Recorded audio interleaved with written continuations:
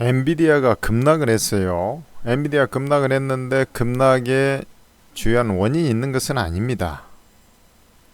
그간에 이제 많이 상승해서 기간 조정을 하고 있던 차에 결국에는 금리 인하가 초기에 이루어지기는 좀 힘들겠다.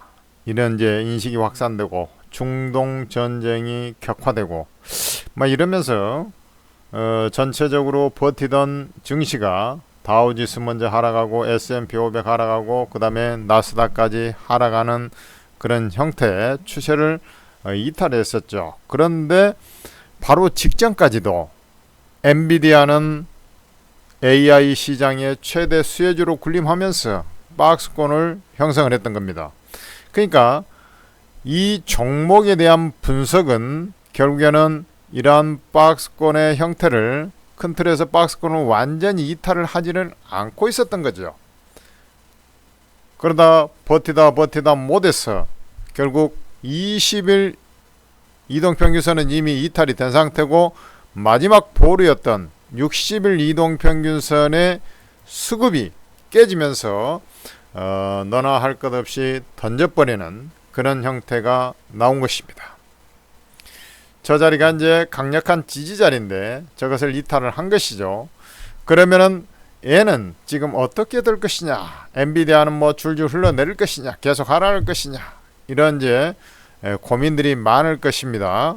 향후에 엔비디아의 주가가 결국에는 반도체 주가 필라델피아 반도체 지수의 움직임을 좌우할 것이고, 또 하나 나스닥 지수를 비롯해서 미국 시장의 전체적인 투심의 분위기에도 꽤나 일조할 것으로 보고 있습니다. 왜 그러냐면 지금까지의 주도주는 어쨌든 간에 엔비디아였기 때문에 그렇습니다.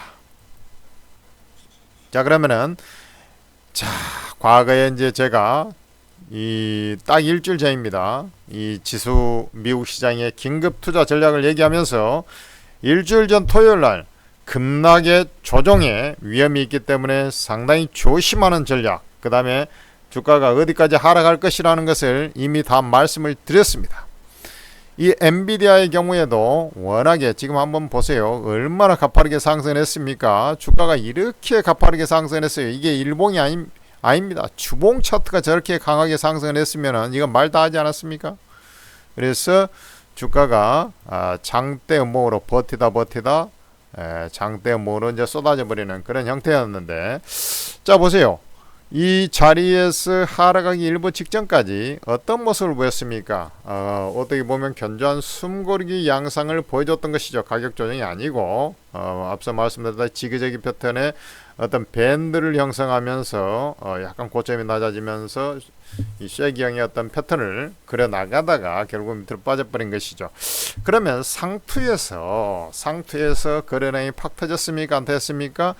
그렇게 많이 터지지가 않았습니다. 그렇다라는 것은 세력이 크게 못한 것은 아니고요. 무슨 악재가 있었던 것도 아닙니다만은 기술적인 어떤 수급의 균형이 깨지면서 일단은 그래도 남는 거 일단 던져놓고 보자, 이런 심리가 작용을 했던 것으로 판단이 됩니다. 자, 그래서 이 엔비디아의 주가는 지금 주봉을 보면은 어디까지 떨어지겠다라는 것이 계산이 섭니다. 바로 어디 자리입니까? 이 자리입니다. 기준 선인 지금 762불인데 요 700짜리죠.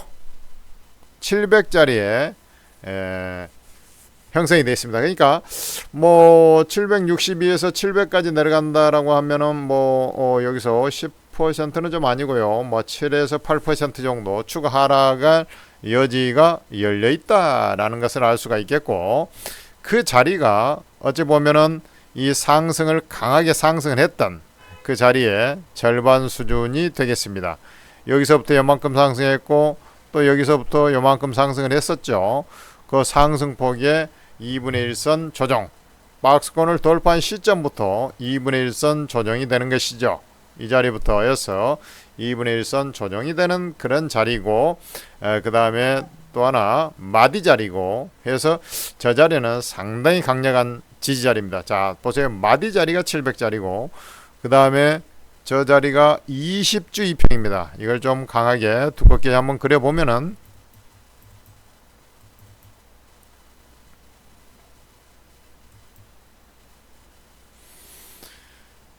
자, 라인을 설정을 해보면 자 5주 2평도 좀 두껍게 하고요.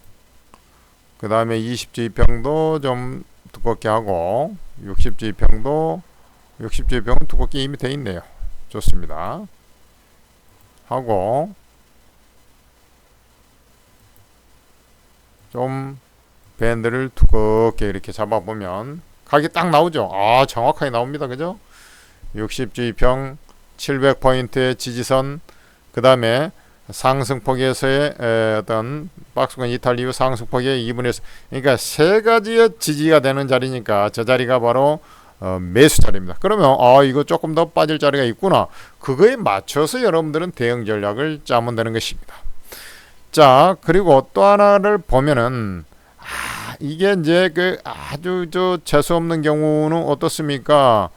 하면 뭐 이 자리까지도 밀릴 수 있습니까? 밀릴 수 있어요. 그러나 거기가 이제 122평인데 뭐 확률상 거기는 높지 않습니다. 뭐 저 자리 오면은 뭐 정말 이것은 뒤도 보지 말고 매수에 들어가면은 먹는 자리가 되겠고요. 저 자리는 이제 그 뭐 아주 뭐 사단이 좀 나야 내려오는 자리고요. 그 다음에 이제 요 자리의 고가 자리가 688평이 됩니다. 그러니까 결국 뭐 704배죠. 704배. 이 갭을 메꾸는 자리가 688. 그러니까 700을 아주 재수없이 살짝 깨도 688자리 정도. 그 정도가 어떤 저점 자리에 단기 저점 자리에 딱 내려온다. 이렇게 보시면 되는 것이죠. 그 자리가 이제 대반격이 들어갈 때는 어떻게 들어갑니까? 요것은 일봉상에 대반격이 들어올 때 바로 요 자리가 지지 자리를 하려다가 이제 이탈해 버렸잖아요. 자, 요 자리가 이탈. 그 다음에 또 요거 21 이동평균선, 60일 이동평균선이죠. 이게 60일 이동평균선이 맞닿는 자리, 거기가 이제 800에서 대략 820포인트 라인이 되겠습니다. 저 자리까지는 빠르게 강하게 대반격이 치면서 그냥 뭐 15% 정도는 팍 치는 겁니다. 15%에서 뭐 이제 하락폭에 따라 틀리겠습니다만은 그렇게 접근하시고 그 다음에 이제 금리나 심리가 좀 곁들어지면 다시 이제 2차적으로 원래 이제 가려고 했던 자리 있죠. 요런 자리.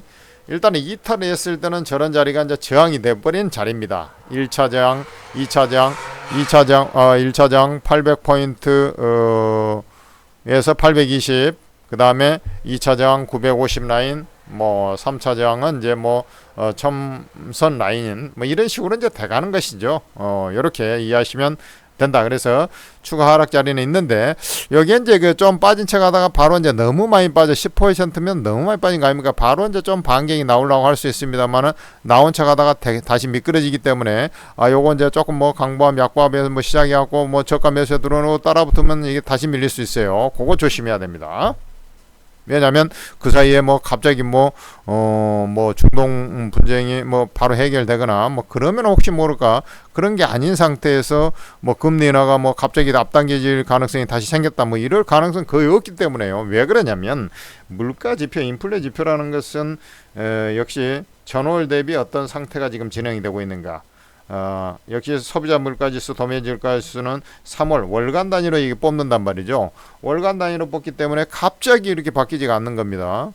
그죠? 물론 이제 중간에 뭐 이런 이제 그 뭐 각종 이제 데이터들이 좀 나오긴 하지 않습니까? 소소한 것들.